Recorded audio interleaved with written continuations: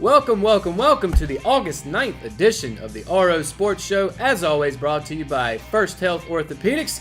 I am your host, Matt Harrelson, along for the ride this evening, Russell Parker. Yeah, it'll be fun. So we got a lot of room on the desk tonight, but the show will still go on, and we got the thing covered. So first off, let's start with NASCAR because, usually we start with maybe football, basketball, some other sport, but there is a ton going on with racing right now. Oh, yeah. So, first off, let's start. The guys were at Watkins Glen this past weekend. I'd say, first of all, that was probably the best race I've watched all season, really.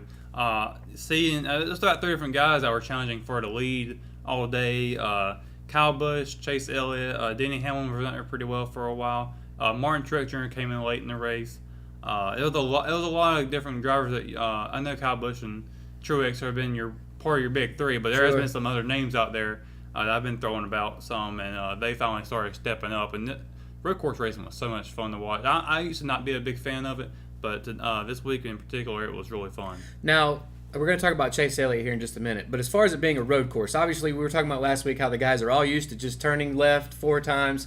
Since it was a road course, were there any major accidents that involved? There were not a lot, but there was a lot of aggressive driving among each other. Of course, when you're going slow in some parts of the racetrack, drivers can, they can bump into each other, and it can cause some headaches among each other. And I noticed in the lap 2, Logano had finished last because something broke on his car, and he ran straight into the barrier, and or he kept his car to the right to run up against the barrier. But that's when a wreck happens on a road course, and if it's usually like one car involved, they don't pull out a caution unless the car can't get moving again. Right.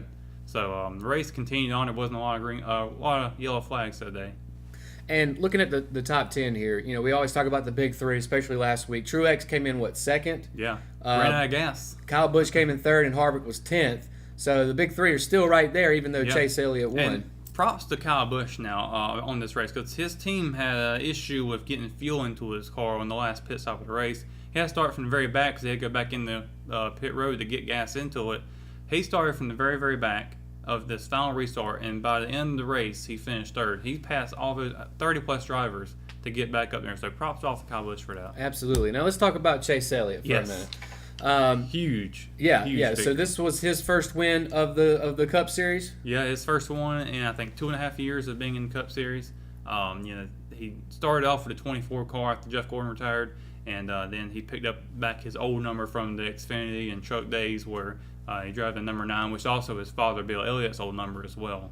Oh, that's his dad? Yeah. I did not know that. So that's a good bloodline to have for NASCAR. What does this win mean for NASCAR overall and then for the rest of the season? I mean, Chase Elliott winning, everybody knows who Bill Elliott is, or what he's done for the sport, Hall of Famer.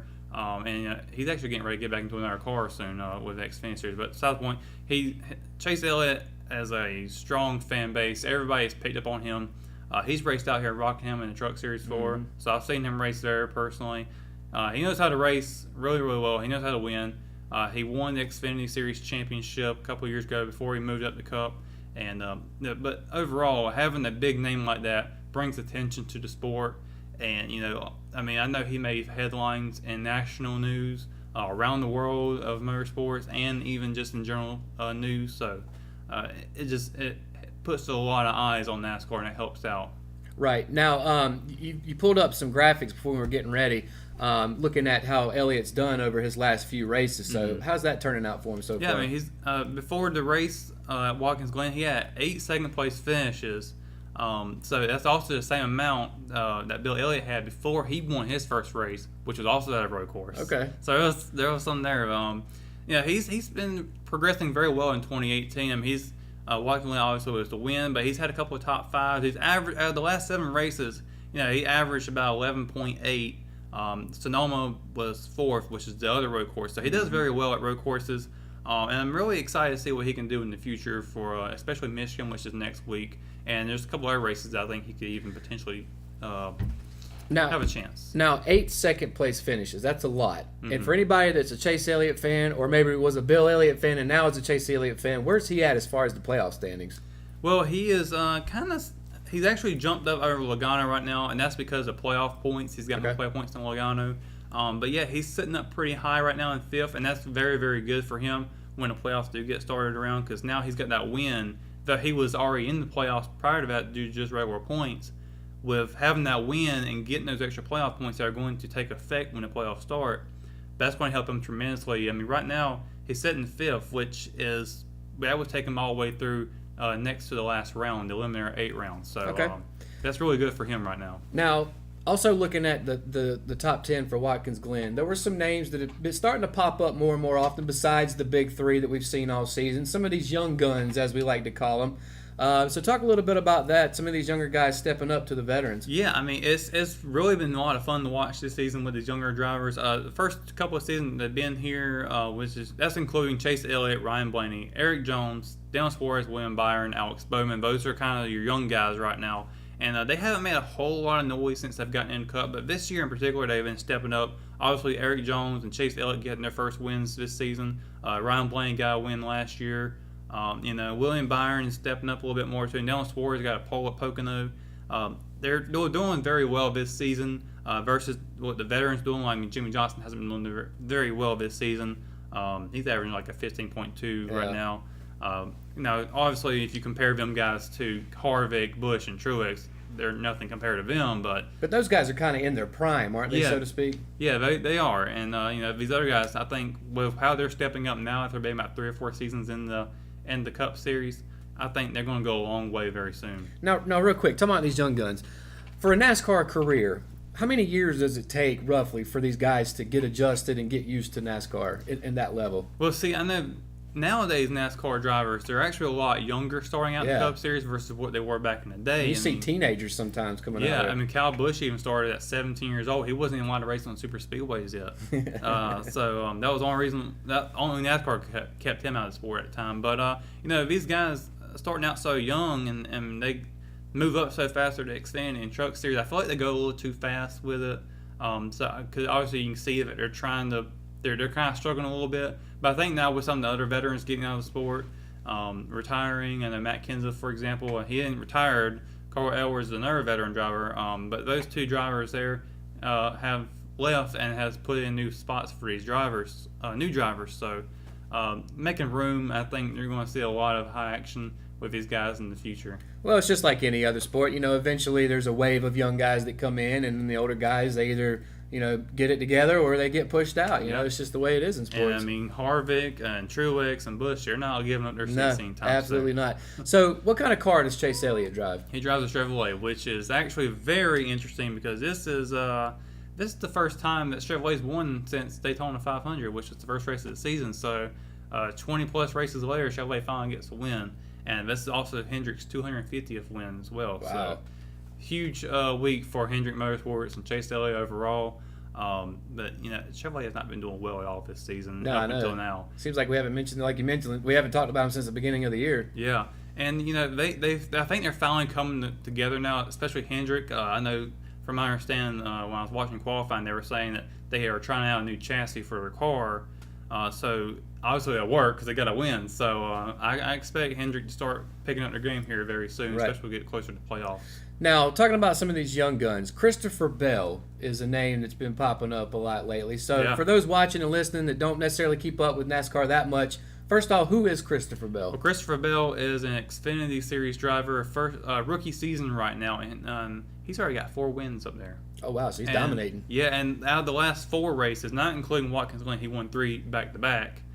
So he's doing so good up there, and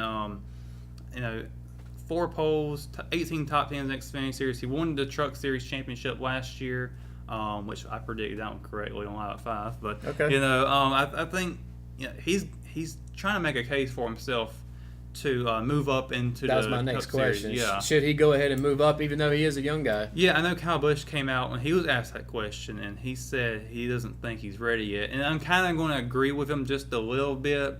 I think it is too soon. Kind of like I was going back with young guys. You get in there and you don't want to jump into a ride, and it might not be a great ride, and you don't really get that success, and you don't get recognized. So, but I don't think nothing's going to stop Christopher Bell. I think he's going to go out there anyways. I think he's got that driven personality where he's going to go out there and he's going to take what he wants, and he knows how to race. He's an excellent driver. He's done a couple of years in Truck Series, I think about 3 years. Drove that number 4 Chevrolet down there, I think. and or Toyota, and Xfinity Series is dominating right now, top of the leaderboard in playoffs. I think he's going to win championship this year as well. And looking at the stats, just in the Truck Series, you got 7 wins, 41 top 10s. Yeah.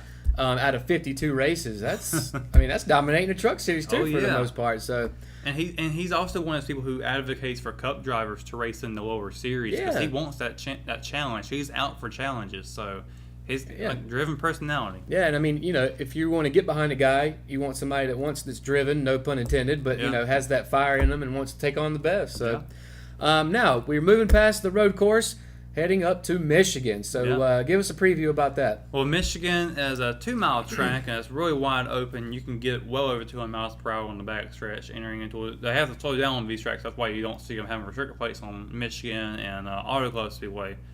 You have to slow down the turns for them, but it's really wide open. You can get as far as 6 wide on the lane. Oh, wow. Yeah, it can open up for a lot. It's like the LA freeway. Yeah. So I think, there's been a lot of, I cannot remember who I think Brad Keselowski is my prediction for this week. But after the momentum that Chase Elliott has coming off this win, Watkins Glen, I got to say, you got to watch out for him. He's got, out of the last 3 races up there, he's had, I believe, 2 or 3 second place finishes on that one. So he can win that race. He's probably one of the biggest critics of himself.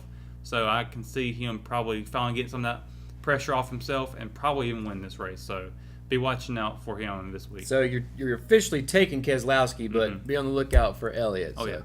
All right, now something that pretty much touched all of NASCAR was some big news that came out this week. Unfortunately, NASCAR CEO Brian France was arrested Sunday. I think it was Sunday morning, early Sunday morning. Sunday night, for DUI and possession of oxycodone, which is, of course, like a Schedule II drug.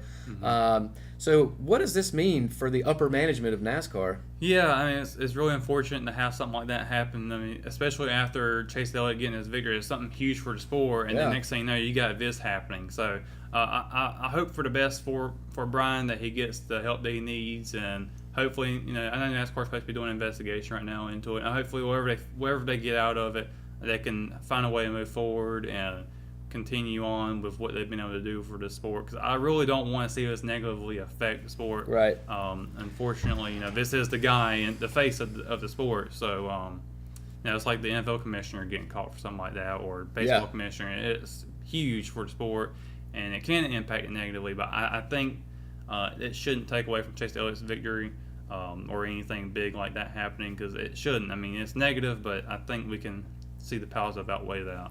Well, quite honestly, if I can be frank, I don't really think he'll do any jail time for this. I would assume he's a first-time offender. But I'm like, I hope he gets that. Well, now, he has been, I believe there's been an allegation on him where he drove in, I think, somewhere in California, where he had crashed into a tree and stumbled out of his car. I believe cops had spoken to him, but I don't think he actually got arrested for it. All right, well, then he doesn't have a record. But that's what I was going to say next is you usually don't get arrested for a DUI in possession of pain pills, the first time. You know what I mean? Like, you graduate to that. So hopefully France will be able, like you said, to get the help that he needs and can start to move forward, because the Colts, Indianapolis Colts in the NFL, their owner, Jim Irsay, got arrested for this exact same thing. Of course, he went to rehab, got himself clean, got himself together, and, now he's back on top. He's been clean for the last 2 years. So hopefully Brian will get it together. I know a lot of people out there don't like Brian France. I've heard that too. I kind of understand why. He doesn't really go out to the races too much and interact with the fans and the drivers too much out track. He doesn't show his face out He's a businessman too. Yeah. But I know a lot of people don't like the playoff format. I do, personally. I think it creates a lot of drama, a lot of fun, action. So, but I don't really like when I see people wishing bad things on him for it, or he did a bad thing, yes, but he can get help and get a second chance at it. So, like I said, I hope for the best for him. Yeah, and just like driving on a NASCAR track, it's not about looking backwards; it's about looking forward. So, now here on a more local stage. Of course, talk of the town for this week at least. Kyle Petty stopped by, took a picture in front of the Rockingham Speedway brick sign, and then literally 4 days later, we find out that they have knocked it down to make room for the US 1 expansion rather. How does this make you feel, man? Well, when I first heard about it, and you were one who shared it with me first, the first thing I did was I needed to get out there. And I went out there and I found out some information about they're expanding the highway, and it was in the way of the stakes that they put down, so they had to do it. Right. So it wasn't really it wasn't really a decision by the track itself, the owner or whoever is overseeing the track at the moment. It wasn't really their decision. It had to be done. When state gets involved or something like that, they kind of tell you what to do. It's basically eminent domain. Yeah. So if anything, I hope that the track got some money for it. And of course Russell went and grabbed a brick. Yeah. So I was given permission by that to have that. So, so we'll always have that on the desk as a remnant of the Speedway sign. Let me ask you real quick, because we got to take a break. Do you think they can just build another sign, maybe?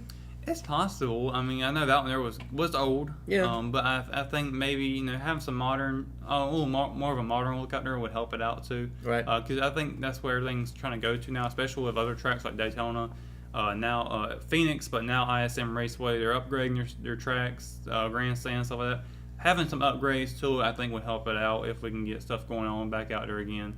I still got a good, positive feeling that something can happen to that racetrack, and it will be in a good way. So yeah, I hope so. We talked about that on Good Morning Sand Hills earlier this week about some of the things that could potentially, racing included, could be involved with the Speedway out there, and to have something there instead of just collecting dust. And even if it doesn't get racing back out there, and for some crazy reason they find a reason to tear it down, have some way to preserve something from it. Yeah. At least keep the history there. If that's the plan B, I hope that's what it's got to be. But I still got high hopes. And speaking of that, if anybody's worried about the rock that's out there that's got all the names of the winners, that is not going to be moved. That's not in the way of the expansion. So, but I'm with you. We also talked about that earlier this week. If they were to tear the whole thing down, I said take that rock, get Superior Cranes or somebody, and haul it to Charlotte and put it in the Hall of Fame. Yeah, that, or even put it out there on the Harrington Square where, it still stays here. There you go. That's an even better plan. I like that better because that way it stays right here in Richmond County, stays in Rockingham, stays where in its home. So I agree. Well, that's going to do it for NASCAR Talk. We're going to take a quick commercial break. When we come back, we're going to continue our college football previews this week. We're looking at the Big 12, which coincidentally only has 10 teams. But the Big 10 has 12. Figure that out. Plus much more. We're going to talk about some of the Tar Heel players in football that have got suspended, and also an Urban Meyer update. All that and more when we come back to the RO Sports Show. Rockingham Dragway presents Smoke at the Rock Barbecue Cook-Off. On Saturday, August 18th, contestants will outcook one another, and you get to decide who is the best pork and chicken barbecuer in the Sand Hills region. Plus, enter the cornhole tournament for a $200 payout to the winner. Admission is only $8, and children 12 and under get in free. Pay nothing for parking. Entry into the cook-off is just $40. Visit Rockingham Dragway for more information. It's on! At Richmond Community College, we can prepare you for a high-skill, high-paying career in a variety of fields. From business to education, engineering, utilities, healthcare, criminal justice, information technology, and human services. At Richmond Community College, we can save you thousands of dollars on tuition through our university transfer programs that provide a seamless transition to universities and colleges throughout North Carolina. At Richmond Community College, we are always developing new courses and programs in response to the communities we serve. We offer day, evening, and online courses, and you can now complete 5 curriculum programs entirely online. At Richmond Community College, we believe in helping you prepare for a better life.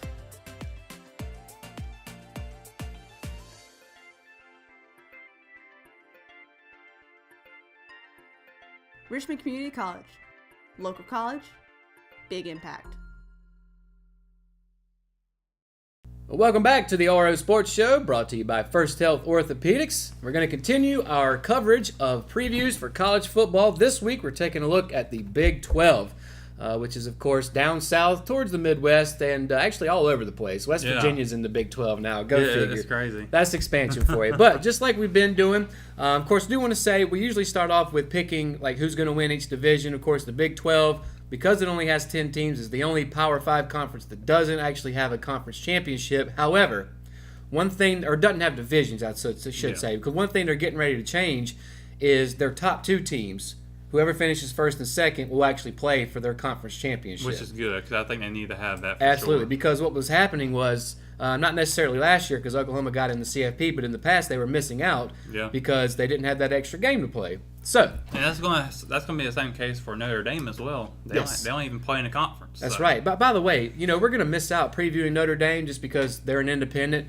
But maybe next week we'll throw them in the mix too, because they're a team that could potentially also get in the college football playoff. Looking at their schedule, we'll get into that next week though. So let's take a look at the Big 12. So we're going to pull a graphic up that's got all the teams like we've been doing, and I want to start off asking you: do you have a surprise team or teams for this upcoming season? I definitely won't put Baylor on that list as a surprise team, and they went terrible last year. Yeah, and they basically took it down to the studs after everything that happened there. Yeah, so I won't put them on it. I might say, and it probably isn't a surprise, but maybe Texas. I think they can come back and have a good season this year. They had a decent one last year, but I think they can have a good one this year. The team I've got my eye on is Iowa State, the Cyclones. Mm-hmm. They're a team that typically goes, 6-6, something like that. But I could see, sometimes they win 7-8 games. I could see them getting up in the 8-9.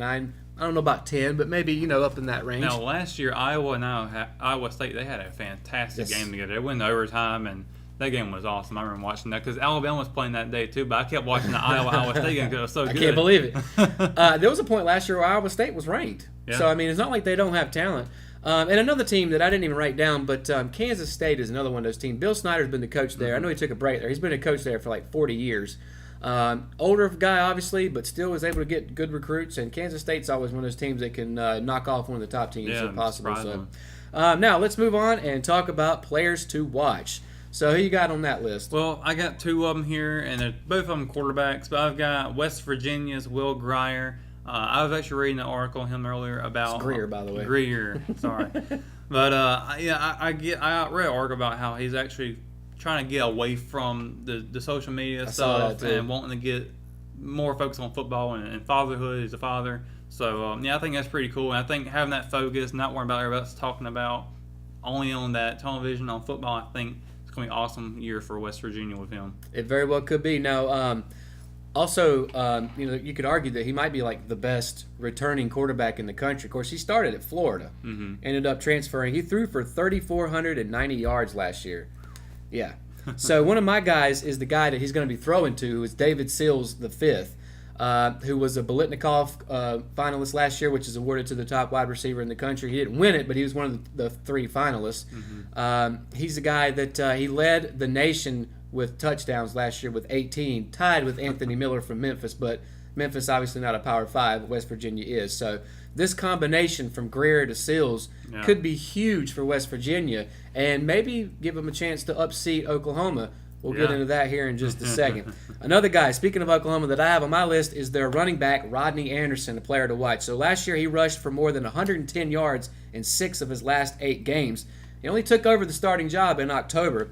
From that point, he led the country in yards from scrimmage. Also had 200 yards alone in the Rose Bowl. So him, along with their speedy quarterback, Kyler Murray, who we're also going to talk about here in just a minute. And that's my other player to watch as well. Exactly. Could form a pretty devastating combination. Even with Baker Mayfield leaving, Kyler Murray could be a guy that steps up. He's also kind of in a quarterback position, but I know we're going to get into that in a minute. Yeah, we will. But that's some players to watch. Now, looking at the list of teams here, who you got to win the Big 12? Well, I'm going to pick, I know we've been talking a lot about Oklahoma and West Virginia. I'm going to pick West Virginia to win it. Okay. I think they're going to have a strong season. They're ranked in the coaches poll right now. No, they're, I think, the third highest in the Big 10 or Big 12. So I'm going to pick West Virginia to go out and win it. I'm going to be boring, and I'm going to stick with Oklahoma. I think it's still the Sooners' league to lose. But I was looking at the preseason top 25, at least like maybe kind of power rankings, if you will. Looking at the Big 12, Oklahoma was on there. Oklahoma State was on there. TCU was on there. Texas was on there. West Virginia was on there. So there's a lot of teams that are good. Now, does West Virginia get into the college football playoff, though, if they win? Yeah, that depends on how the rest of the conference does and how they do with it as well. And, I feel like Oklahoma's going to have a good season. I think West Virginia is too. So if they obviously win out over Oklahoma, they would be the champion. They're not starting their conference game this season, are they? What's that? Would be their conference game number 1, number 2 against each other? No, not this year. So I think West Virginia will probably actually be Oklahoma. Actually, I take that back. It might start this season. I have to look that up. I probably should have looked that up. Well, if it is, I'm still going to say West Virginia is going to win them. Either way, for the most part, I believe they all round robin.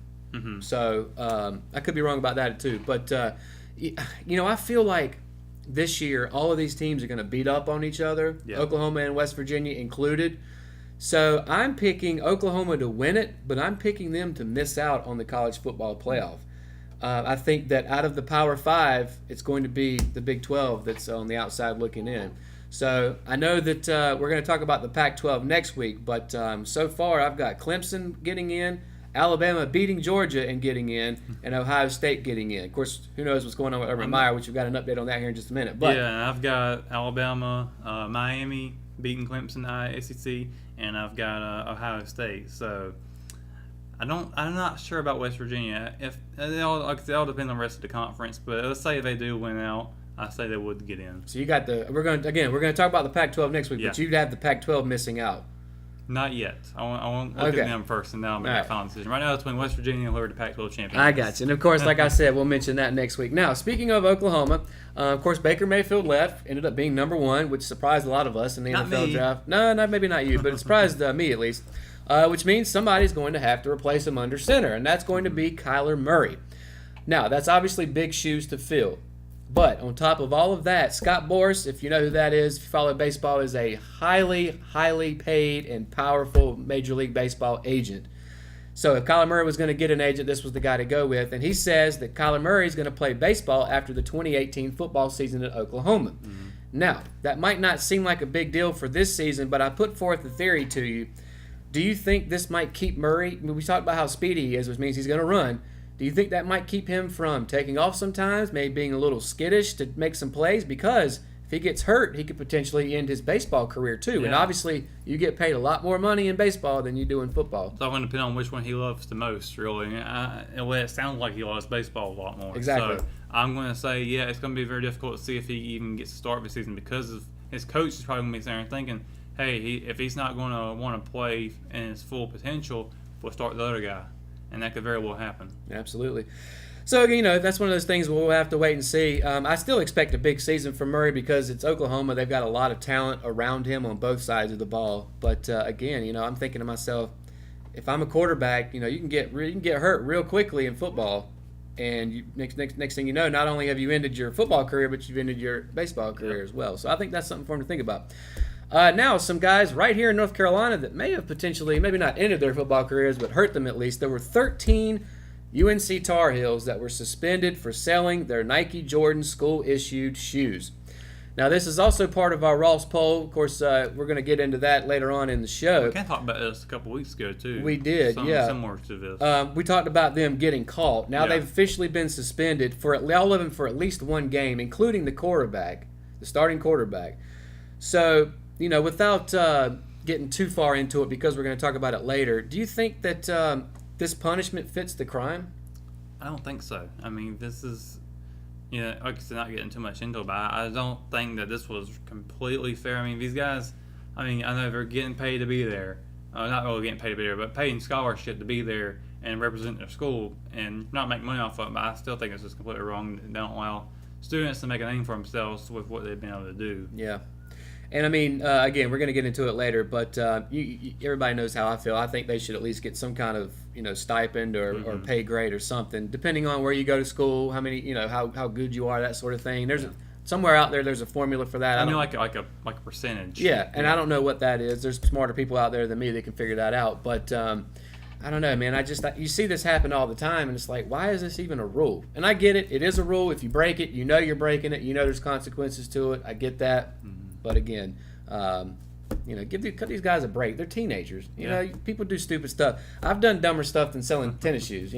So anyway, we'll get into more on that later on. But another guy that's in some hot water, of course, Urban Meyer. We talked about this a little bit last week. Head coach of Ohio State.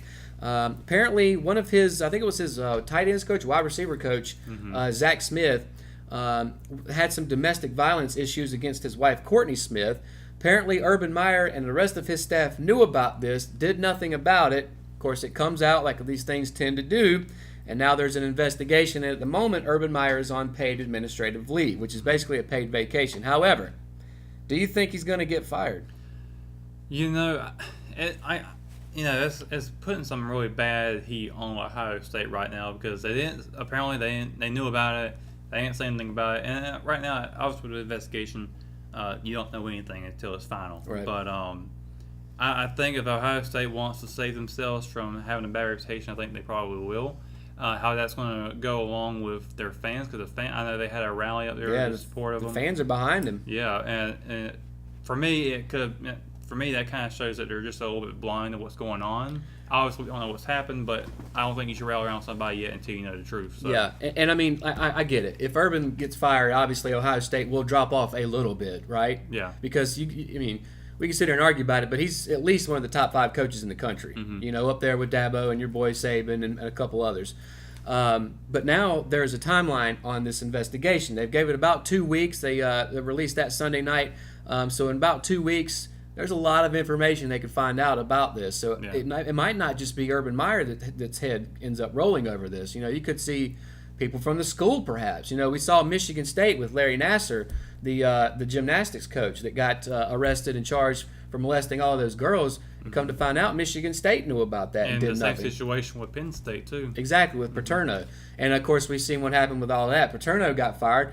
Now, is it necessarily fair to Urban Meyer? He didn't beat his wife, but he knew about it. Right. And in this day and age, and before, but especially in this day and age, as soon as you find out about something like that, you have to nip it right then, and you have to fire the guy. Whether he's your best friend or not, he has to go. Yeah. Because it puts a stain not only on your program, but on your school. And like we said, eventually all of these sorts of things always tend to come out. The truth always comes out. So, but the release that came out, and I'm getting this from Sports Illustrated, also revealed that former Securities and Exchange Commission Chair Mary Jo White's going to lead the investigative team that will be directed by the members of a 6-person working group Ohio State impaneled last week to look into whether Meyer properly handled those allegations of domestic abuse against former receivers coach Zach Smith. So he's already been fired, but it may be a case of too little, too late, and it may cost Urban his job. Of course, we'll have to wait and see. Do you think that they would take away their past championship that they've gotten because of this? I know that with Paterno they did that. Now, personally, I wasn't a big fan of that, but I mean, obviously things happen. So. Now, look, it could. The NCAA has done stuff like this before. Do I think it should? No, I don't, because this guy beating up on his wife has nothing to do with what happened on the field. Right. That's two completely different things. But it wouldn't be unprecedented for the NCAA to pull, their championships or, national championship, whatever it may be. During the time that Urban Meyer was there. Correct. And obviously, Ohio State, even if Urban gets fired, there's still a ton of talent there. And I would imagine Ohio State would go and find an upper echelon coach. Now, who that would be, I have no idea. Yeah. But unless it was the two guys I mentioned earlier, Dabo and Saban, anybody else after that point would at least be a sideways move or drop down a level, don't you think?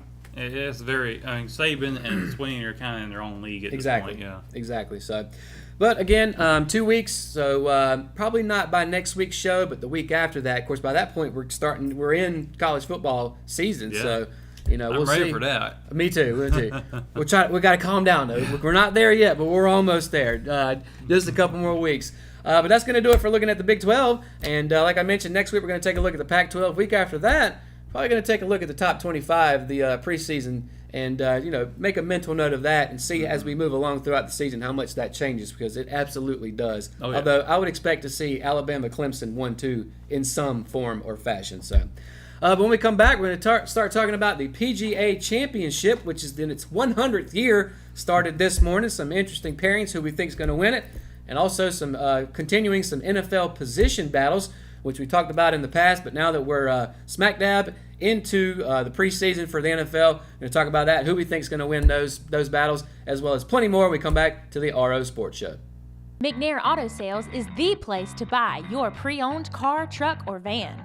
To be the best, it takes big selection, friendly staff, and great pricing. We guarantee a no-hassle buying experience, and financing is available right on site. So come see us today. We're located at 1026 East Broad Avenue in Rockingham. And remember, with over 40 years of experience, you know McNair is the name you can trust. Willow Tree Antiques and Gifts is all about rustic home decor and gifts. You will always find a variety of unique antiques, vintage, and new items in our shop.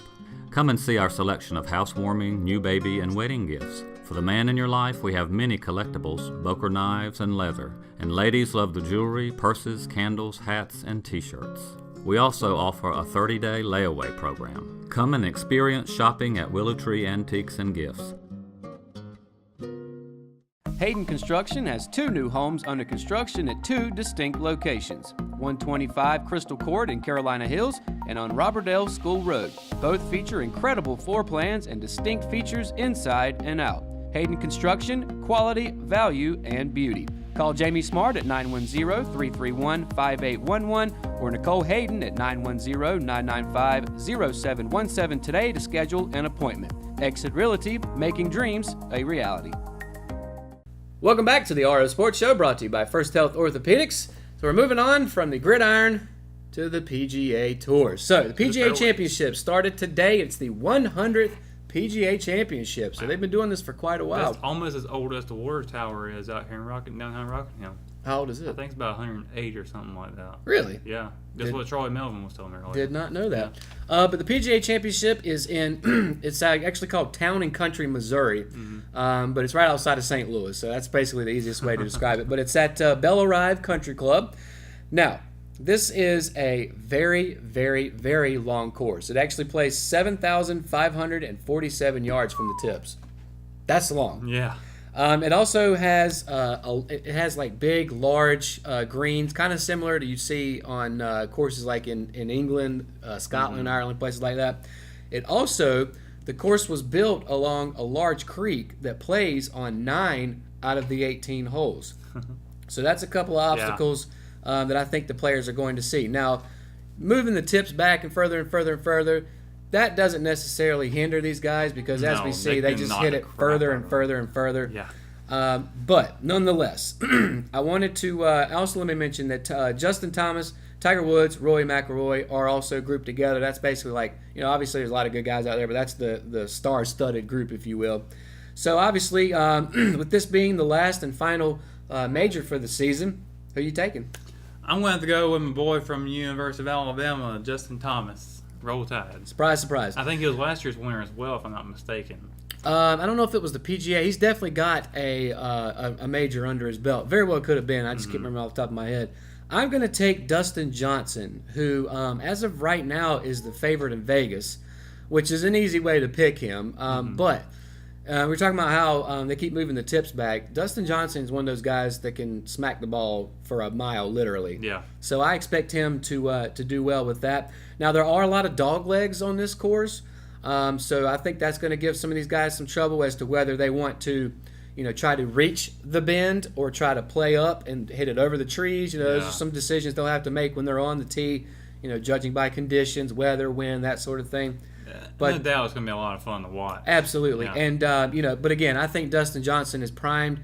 One of the top guys in the game right now. Might be number 1 in the game, matter of fact. I think about it. I think both those guys are really high up there. Justin Thomas was number 1 at one point, too. Yeah. Also, though, I'm also looking for another former number 1, Tiger, to do well and make a run. Now, I don't think he's going to win. Yeah. But I think it'll be similar like we saw at the British Open, where he was leading for a day and then kind of fell apart a little bit. But I would expect him to do something similar this week. Or maybe even looking at someone like Jordan Spieth, perhaps, to try and come up as well. Obviously, you can always put him in there. Yeah, Spieth's up there on the top odds makers. McIlroy as well. Tiger was on there. So, and of course, Thompson was on there as well. So it's kind of the usual names, but nonetheless, we still could see a guy that you never even heard of because that happens quite often. Oh, yeah. Because I remember when Justin Thompson won, I was like, or Thomas rather, I was like, who is this guy? And now he's a household name for even casual PGA Tour fans. So it could be a case where somebody elevates their career or somebody comes out of the woodwork and becomes a star. So we'll have to wait and see on that. But, of course, by the end of the weekend on Sunday, we'll know who won the PGA Championship. We'll let you know about that next week. How good are you at golf? Terrible. I used to be really good. I used to work up at Pinehurst. As a matter of fact, I started as a caddy. I've seen a video of you, catering or waiting? Oh, yeah, pouring on glaze into a souffle, but I caddied before that on number 2. Oh, yeah? Yeah, and so at that point, I actually got to play almost every day because, you go out on a loop at 7, 8 o'clock in the morning. You come back, if you didn't have to do a second loop, you were off for the rest of the day. And so we could play all of the courses for $5. Wow. And, of course, it was, we couldn't get on 2, really. But the rest of them, for the most part, you could play for $5. So we took advantage of it. So I got down to about a 14 handicap. I was shooting in the mid to upper 80s. Now, I got into disc golf, and I haven't played real golf, so to speak, in years. Yeah. I'd have to knock the cobwebs off of my clubs. But now, if I broke 100, I'd feel pretty good about it. So, what about you? Yeah, I can get about 100. That's about. I think the overall. I usually play at Lockhaven, right. And my best ever is probably a 111. Yeah. Now I will say this: on number 2, I shot a 110, and I was ecstatic. Now that was before they redid it, but it was still the same tough greens, and so I was happy about that. You could fall off of them greens. Yeah, you could roll down them for sure. But yeah, 110 on course 2, I was good with Nice. that. So let's move back to the gridiron, this time on the professional level, and talk about some NFL position battles. Now let's start in the AFC East with the Buffalo Bills quarterback battle. Now this is going to come down to Josh Allen, who was their number 1 draft pick out of the University of Wyoming, A.J. McCarron, who was the former Cincinnati Bengals backup quarterback, who's in the mix here, and Nathan Peterman, who actually McCarron went to Bama, of course. Yeah, I was going to mention that. Nathan Peterman, who was a Pittsburgh Panther, he's also almost kind of a journeyman at this point, but they tried him out last year, and I think he threw like 7 picks in one game. So between these three, who do you think wins the battle to be the Bills' starting quarterback? Well, I would like for it to be A.J. McCarron. I know he's done so well back in Alabama days. I don't know. He hasn't had much success in the early years of his NFL career. But I think if you give him the ball and give him a chance, he's obviously been behind on second string to other stars. But I think if you start him, I think he can put some good numbers out there. I agree. The Bills are a team. They've got a good defense. They've got LaShawn McCoy as one of the top running backs. They got Kelvin Benjamin, of course, former Panther, as their number 1 wide receiver. I don't know that I want to hand the reins over to a rookie at this point. Mm-hmm. I would rather bring in, even though McCarron hasn't shown much, he also hasn't had the opportunity to show much. Yeah. So if I would at least throw McCarron in there to start the season, see how he does, because I think this year Buffalo, the team and the fans are expecting to make it back to the playoffs. And I think you have a better chance of doing that with McCarron than you do Josh Allen. Now, Peterman, sorry, buddy, but you're on the outside looking in as far as I'm concerned. So, but let's stay in the AFC East. Move on to the Dolphins, who are looking for a number 1 wide receiver. So right now they're looking at Devontae Parker, who was their number 2 receiver last year. You've got Danny Amendola, who came over from the Patriots, and Kenny Stills, who came over from the New Orleans Saints. So, who are you taking? I'll probably go with Stills on this one. Yeah, he's a speedster. Yeah. And, he'd had Drew Brees throw into him. Mm-hmm. Now, that's going to be a drop because now he's going to have Ryan Tannehill, who's not nearly as good as Brees. Not terrible, but he's not as good. I'm going to take Parker, though. Stills, to me, is more of a second or third receiver, almost a slot. Amendola is probably going to be your slot guy, just like he was in New England. I'm going to take Parker to move up and be the number 1. Of course, they lost Jarvis Landry. He ended up in Cleveland now. So I can see Parker stepping up and taking his spot. Now, looking at the Jets quarterback situation, kind of similar to what the Bills are looking at. They've got a rookie in Sam Darnold, who they took with the number 3 pick, I think, somewhere up there. Yeah. Then you also got, of course, Donald out of USC. Then you also got Josh McCown, another journeyman, and you got Teddy Bridgewater, who, of course, came up with the Vikings, had that horrific injury a couple years ago and hasn't played since then. So who do you think gets this job? Yeah, I don't think it'd be Bridgewater because, obviously he didn't have, like I said, had an injury there, and I just don't think you want to start somebody like that. So one of the other guys for sure. Yeah, unfortunately, I hope that I'm wrong, but I'm afraid Bridgewater, even as young as he is, his career is already over. Yeah. Which is really unfortunate. It is, and it could be a case where he's just one of those permanent backups for the rest of his life, and that's not a bad job to have. And there's plenty of guys that's made a living off. Josh McCown's one of them. He's also started and done well. Talking about the Bills, I expect them to vie for a playoff. I don't expect the Jets to. That's why I'm going to stick with, the first time we talked about this, I said start Sam Darnold. I'm going to stick with that and say go ahead and start him. Because even whether he starts or McCown starts, I don't see the Jets winning more than 4 or 5 games. So. Now, Dallas Cowboys, of course, they let Dez go. So now they're on the lookout for a number 1 wide receiver. So we got a few names here. One is Terrence Williams, who's been on the team for a while but has never been more of a 2 or 3. Cole Beasley, same thing. He's usually their slot receiver.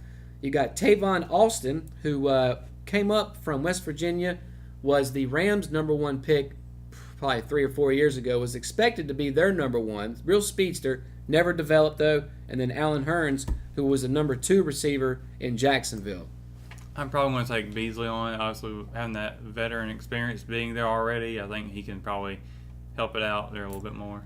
I'm gonna say that Hurns ends up getting the number 1 simply because he's the only one of these 4 guys that's ever had a 1,000-yard season. Mm-hmm. Tavon Austin is fast. He's too small, though. Cole Beasley, kind of the same thing. He's made for that slot. Terrence Williams is maybe he might have a shot at it, but I don't know. At this point, I'm going to have to take Hearns. Now, Cleveland Browns, also, of course, as we mentioned earlier, got a... Anything's an improvement for them. Yeah, it would have to be. But they, of course, drafted a quarterback, number 1 overall, Baker Mayfield out of Oklahoma. Of course, they also traded for Tyrod Taylor, which opened up a spot for all those guys we mentioned in Buffalo. So this one's interesting. Who are you going to take, Baker or Tyrod Taylor? I've got to go with Baker. They took him for a number 1 spot. I don't see why you wouldn't utilize that quarterback. And that's what he's doing, Heisman Trophy winner. Put him in. Personally, I'm not a fan of picking Heisman Trophy winners because I don't never see them do as well as they probably should be. But I would pick Baker if he's number 1 pick. Use him. I'm going to say that they start Tyrod Taylor because he's got more experience, but that we'll see Baker Mayfield before the season's over with, maybe by game 6 or 7 perhaps. That could be completely wrong, though, because, they do, like I just mentioned, they have Jarvis Landry, who's a big-time wide receiver. At some point they're going to get, what's his name, Joshua, can't remember his name now, but they've got some talent around them. They've got a couple good running backs. So I would imagine if they do start Tyrod, there's a big difference between he and Baker. Tyrod can take off and run, Baker not so much. But I would eventually expect to see Baker take over because he is supposedly the franchise. Of course, we've seen this before. They drafted several quarterbacks in the first round, and none of them have worked out. So, but moving on to the Arizona Cardinals, they also have a quarterback battle on their hands. Kind of the same thing we're seeing with a lot of these other teams. They drafted Josh Rosen, first-round pick out of UCLA. He's going to be battling with Sam Bradford, who's kind of a journeyman at this point, came up with the Rams, played for, Philly, I think a couple other teams, and Mike Glennon, an NC State alum, who's also played for a few teams, including Tampa Bay, where he had a great season, and also the Chicago Bears, where he had a good season. So out of these 3, Rosen, Bradford, Glennon, who are you taking? Glennon, NC State guy. I'm going to go with a lot more of a local guy there, but I think he can get something done there. I'm going to agree with you because the same thing I said about the Bills. The Cardinals are probably having playoff expectations, as is every team. But let's be honest, some teams just aren't going to make it, obviously. Yeah. The Cardinals, though, are a team that could. They get David Johnson back, who's one of the top running backs in the nation. Of course, he got hurt last year. You still got Larry Fitzgerald, he's like 40 years old, still getting 1,000-yard seasons. Josh Rosen, I'm not throwing a rookie in there. Sam Bradford gets hurt way too much. Start Glennon. And we've seen in the past when he starts, he can have a decent season for you. And, hand the ball off. You got your security blanket in Fitzgerald. Let the defense do its thing. Maybe you win 9 or 10 games. Yeah. And then finally, the Baltimore Ravens. Now, it surprised me when I put this on the list because I never thought we'd be saying that Joe Flacco's job might be up for grabs. But they just had the Hall of Fame game last week, which was the Ravens versus the Bears. And we saw Joe Flacco didn't play. Of course, he's the incumbent. But we saw my old man, RG3, Robert Griffin, play. And then in the second half, we saw former Heisman winner Lamar Jackson play. Now, both looked okay. Now, of course, this is the preseason. Half these guys will be bagging groceries in a month. But is Flacco's job up for grabs? I don't think so. I think Flacco is a really solid quarterback. Quarterback. I mean, RG3 was pretty good for a little bit. But I think Flacco's going to hold on to it. Yeah, and it'll be a situation where I don't know if the Ravens and a lot of these teams, whether they'll actually all carry 3 quarterbacks. A lot of teams don't. I hate to say it, but I'm afraid RG3 probably is going to be on the outside looking in here because of his injury history. Lamar Jackson, though, I think it's interesting. He brings a different dynamic to that offense than Joe Flacco does. Joe Flacco's like 6'6", he's like a praying mantis looking guy. But he hasn't had that good a season since they gave him that gigantic contract after they won the Super Bowl. Of course, he won that Super Bowl with some of those earlier Ravens defenses that still was Ray Lewis in his later years, Terrence Suggs, Peter Bulware, some of those guys that are Hall of Famers basically. Yeah. So I think Flacco's starting to see his career get into its twilight years, and I could see Lamar Jackson eventually taking over, especially if Baltimore finds themselves this year, losing, more games than they want to. Maybe going 6-10, something like that. I can see Jackson coming in and taking over because you drafted him. He's obviously going to be your franchise quarterback in the long run. So there's a lot of big names for that quarterback battle. Absolutely. But of course, position battles means we'll have to wait and see who's going to win out and be starting in week 1, which, talking about college football, I'm just excited for the NFL to start up. Preseason football getting ready to start back. So absolutely. By the way, that reminds me, tonight, at 7 o'clock. The Carolina Panthers are playing the Buffalo Bills. That's their first preseason game. Also tonight, Washington Redskins are playing at 7:30 against the New England Patriots. Now, of course, you won't be able to see, Tom Brady's, all those big guys. I'm going to take both Carolina Panthers and the Redskins. I'm going to take the Panthers, but I'm going to take Redskins. Yeah, I mean, look, these games, they don't really matter, obviously. It's about, figuring out schemes and seeing what guys have. So if you lose, it's not that big a deal. But still, it's just the fact that preseason is here, man, and I'm excited about it. So with that, before we go to break, I also want us to have like some kind of NFL fantasy special that we do similar like we did our WrestleMania special, where it's a whole separate show. We can come on here and talk about fantasy teams, guys to look for, guys to pick up, maybe to avoid, and go from there. So definitely need to do that. But that's going to do it for this segment. And when we come back, we're going to finish up the show the same way we always do with our big impacts of the week. Take a look at the Ross poll, which we talked about earlier a little bit. And of course, finish it up with Love It or Hate It, all that more when we come back to the RO Sports Show.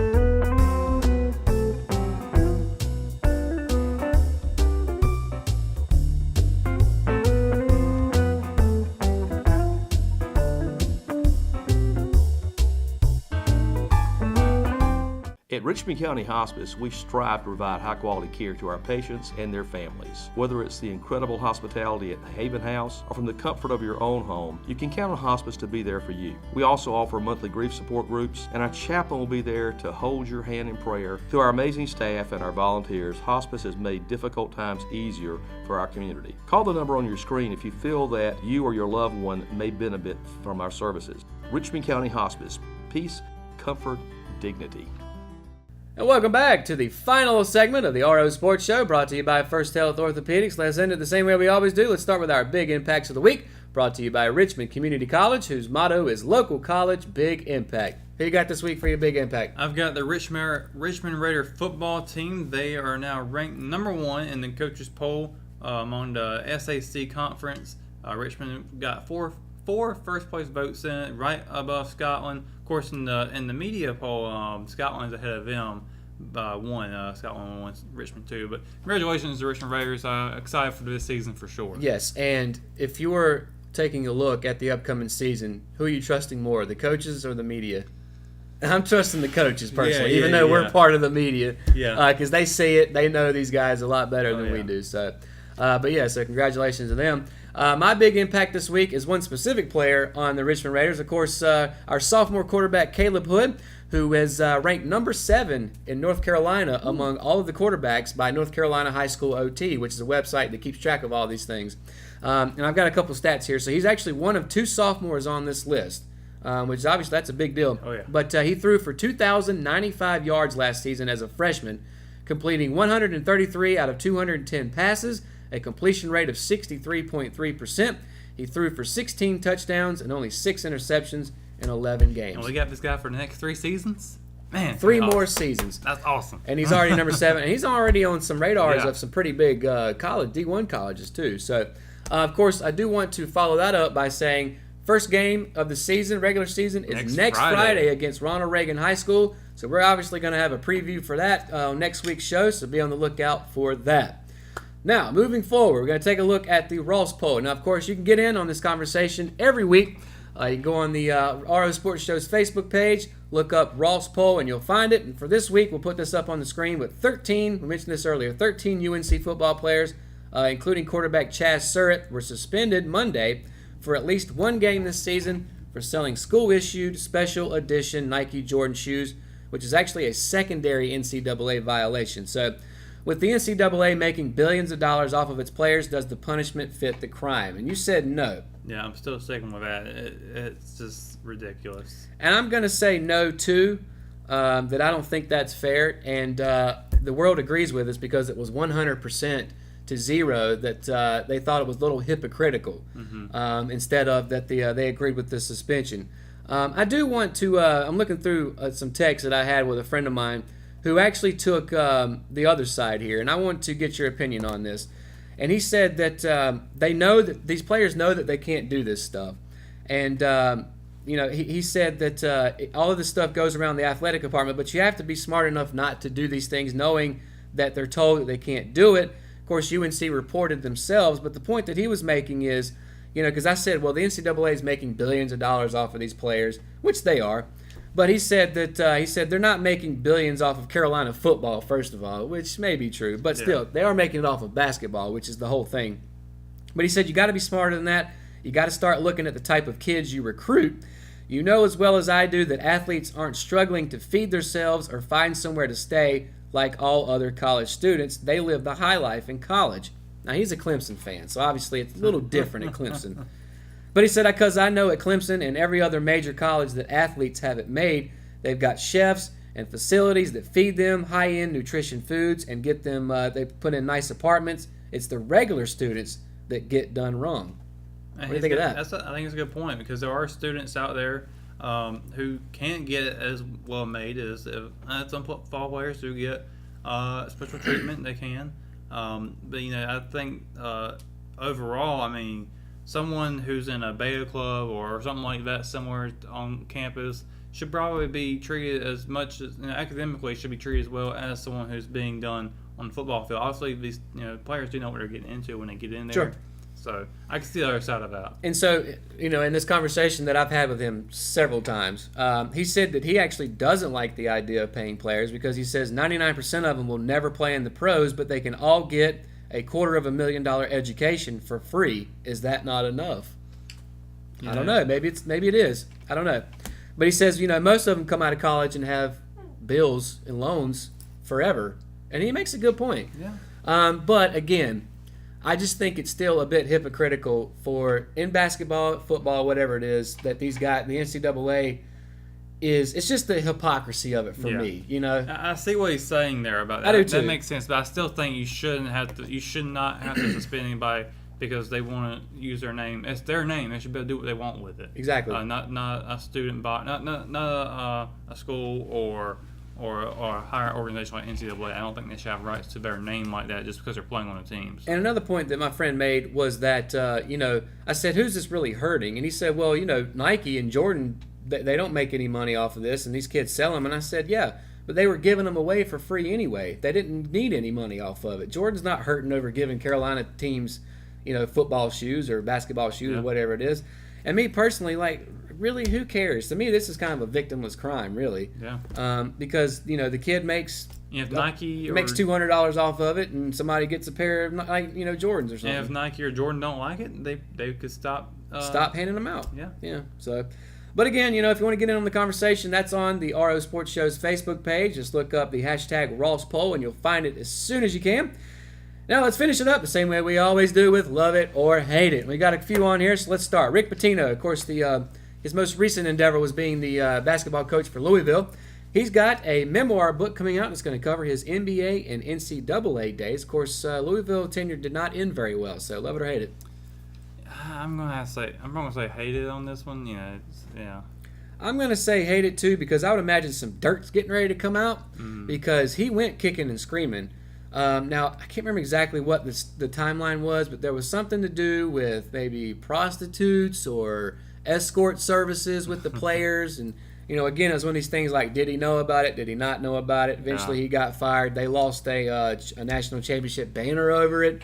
So I would imagine we're going to see some dirt come out on this. Of course, you sling mud, you get mud slung back on you. So, but up next, Terrell Owens. Of course, we talked about T.O. quite a few times, but this time he's working out for the Canadian Football League's Saskatchewan team. Love it or hate it? I guess I'm gonna say hate it because he's been in with the NFL for so long, and then he doesn't want to show up to the NFL Hall of Fame. Obviously, maybe just trying to get away from NFL in general. Maybe something happened there where he didn't like it anymore. So yeah, but I'm gonna say hate it. I just a shameless plug here real quick. My Matter of Opinion column this week was about T.O. being T.O. and missing the whole Canton thing individually and doing it at Chattanooga. To me, this is more T.O. being T.O. Maybe he can play, maybe he can't. Man, just go away. Just retire, and, he's not hurting for money. Just go live, the high life and be done with it. Maybe he just loves playing football. Maybe he does, but go play flag football with your kids or something. You can play in a flag football league. You really want to go play in Saskatchewan in January? No, you don't want to do that. Also for football, the Cleveland Browns have traded wide receiver Corey Coleman, formerly of Baylor, to the Buffalo Bills, we mentioned earlier. Love it or hate it? I'm gonna say love it. I think having these changes for the Browns, anything we've been saying all along, anything's an improvement. So changing up, getting something else done, it's gonna work out for him. I think Corey Coleman was kind of the odd man out when it came to the Browns receiving corps. So he'll be moving on to Buffalo, where he'll probably be lining up on the other side from Kelvin Benjamin, who we mentioned earlier. So I love this one for both teams. Up next, ESPN has listed Houston University defensive tackle Ed Oliver as the best player in college football. Love it or hate it? I guess there's an argument for it, so I'm going to say I love it. Obviously, a smaller school like Houston getting that recognition, I'm going to say I love it for that specifically. I'm going to say love it too, because I think I mentioned this guy when we had one of these discussions a couple of months ago. The guy is a beast. He very well could be the number 1 overall draft pick next year. This will be his senior year, so he stayed for all 4 years, which at his level you don't always see even in football. I love it when they say for all 4 years. I do too. It shows that they got commitment. I do too. And for him to stay at Houston, and this guy could start anywhere in the country, obviously. There's even talk that he might start the year as a Heisman candidate. So throw him on there, man. We need a defensive guy to win the Heisman every once in a while. It's been a while. It has been a while. Now, Atlanta Hawks, Vince Carter, who Carolina won, one of my favorite guys. Vinsanity says that he's not chasing rings at this point. Love it or hate it? I'm going to say hate it. What are you there for? Yeah, I'm not sure what he's doing with this, but I think he's kind of hitting on some of these guys that pair up with the Warriors and the Cavs when LeBron was there to chase rings. Vince doesn't have one, and obviously playing for the Hawks this year, he's not going to get one. So obviously he's not chasing rings, but I hate this, man. Somebody will take you. Why are you Go to the Lakers. Play with LeBron, Chase a ring. Why not? That's what you play the game for, is to win championships. That's what you should be playing it for anyway. Exactly. A couple more here. Back to the gridiron. The New England Patriots are parting ways with what amounts to their best wide receiver left, Malcolm Mitchell. Love it or hate it? I'm going to say hate it. I'm going to say hate it too, because why are you getting rid of this guy? Yeah. I know you still have Gronk, but he's a tight end, and he is very injury prone. And they're might getting ready to lose Brady. I mean, just losing all these guys. Yeah, I don't know why they're doing that. But again, they know more than we do, because they never seem to fall off more than 11 wins. Of course, Glenn Jacobs, some WWE news. Glenn Jacobs, a.k.a. Kane, the Big Red Monster. It was a Big Red Machine, they called him. Big Red Machine. Yeah, after the Cincinnati Reds. He won the Knox County, Tennessee mayoral race. Love it or hate it? Say love it. He chokeslammed the competition there. I love it too. He's actually a very intelligent guy. And, sometimes it gets lost in the mix, especially with a guy that goes by the name Kane and wears the mask and all that and does the... There were some very hilarious ads. Some people have made some ads against him. Against him. But they were using stuff that he did in WWE against. It was all for fun. That probably backfired, though. It might not have. I don't know. I'm saying, you think it was his opponents trying to do that? No, it was just random people. They're making jokes on YouTube, there's some really good ones out there. Oh, yeah, absolutely. I thought you were trying to say his opponents were doing that, and I was thinking, that's going to backfire on them. They were made as if their opponents were. So, okay. No names were mentioned. But congratulations to him, because this isn't the first time he's run as a politician, I'm pretty sure. So, that could have been a big impact this week, as you mentioned earlier. And then finally, going to finish with baseball, my favorite sport. So there is a mental health company that is offering free therapy sessions for all you New York Mets fans. Love it or hate it. That's where I say LOL about. I love it because, first of all, obviously I'm a Braves fan, so I hate the Mets. The Mets, though, they just have this persona of, these losers, unfortunately. And this year is no different. They're in last place. They actually started the season 12-0. And since then, they've gone 20-60 or something. Are they offering the same program to Browns fans? No, they should, though. I just think it's funny. If you follow baseball like I do, this is so Mets. This is just typical Mets stuff. And maybe some of them took it up on it. Free therapy, who knows? I'd like to see somebody on the couch talking about, oh, the Mets, they're ruining my life. Anyway, that's going to do it for this edition of the RO Sports Show. Of course, many, many ways to watch through the app, the RO app, of course, Facebook, YouTube, Classic Rock. You can listen to us so many ways, and of course, Can't count on my fingers, like we're running out. that's right, and it's all free. So we appreciate everybody for watching and listening this edition. Of course, come back right here next week at 5:30 on Thursday, where we're going to be talking about the Pac-12 preview. Also, Richmond Raiders are going to be starting up the next day. So Go all that and more Raiders. next week. Hope everybody has a great week.